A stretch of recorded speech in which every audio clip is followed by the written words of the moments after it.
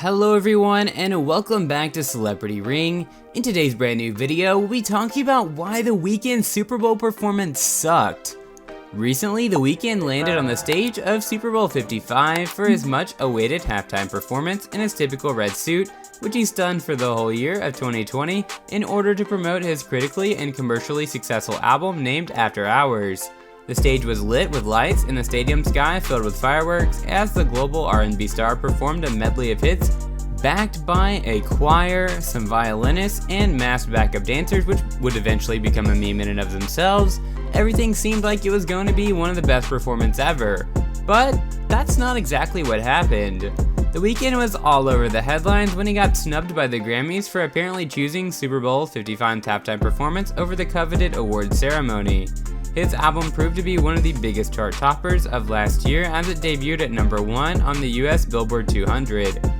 The concert ended with The Weeknd and a large group of bandaged dancers taking over the field for a performance of Blinding Lights, with an accompanying choreography. However, as we said, the internet did not really like The Weeknd's highly anticipated performance. Now, why didn't they like it?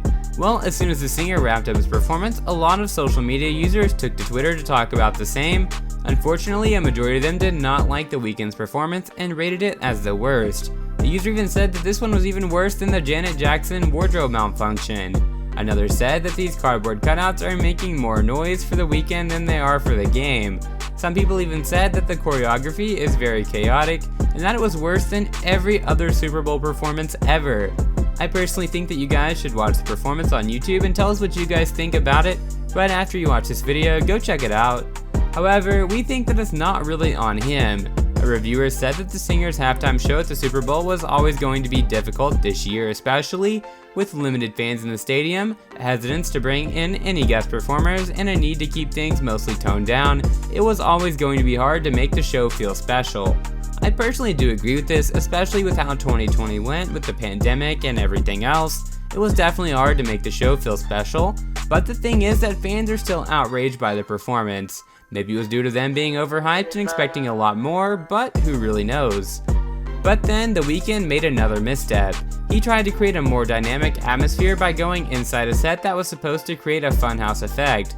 That did not turn out to be good, but it ended up being disorienting and kind of nauseating, and had more than a few fans comparing his camera work to that of the Joker in The Dark Knight. Some even said they threw up because of this moment. However, that's kind of an over-exaggeration, to be honest with you. Other fans think that the performance is rushed and the choreography is just all over the place. There was even an attempt to create some hysteria with the masked background dancers. Some people thought they were either robots or mummies, but it led to moments that felt more disorienting than inspiring or cool.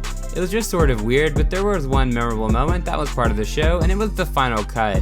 The Weeknd's one true shining moment of the halftime show is when he ran down to the field with all his background dancers, starting running in the dancers to his new hit, Blinding Lights.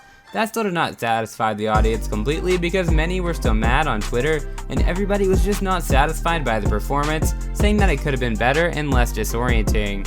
But it's really subjective, and The Weeknd was dealt a pretty tough hand, but I don't really know if he truly made the most out of it. A lot of people are also saying that The Weeknd's performance had too much to do with his album, that there was a lot of hidden meaning into it, and if you were familiar with his album already, then you'd be able to get into it, but I don't know if that's the best approach. I mean, it's one thing to advertise the album and make the most out of it, but you gotta think majority of this audience is not gonna be familiar with his album and the concepts behind it.